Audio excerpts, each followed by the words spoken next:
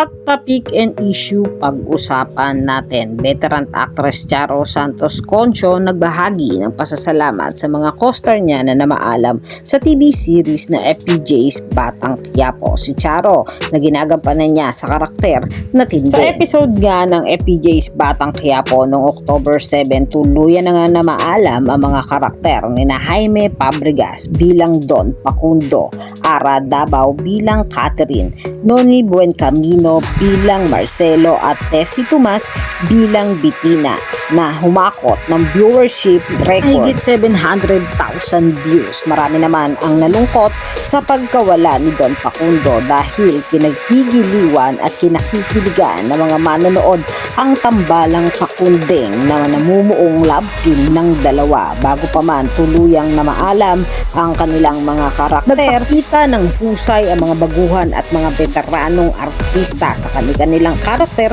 na ginagampanan. Abangan pa natin ang mas matindi at mainit na kaganapan gabi-gabi sa FPJ's Batang Quiapo.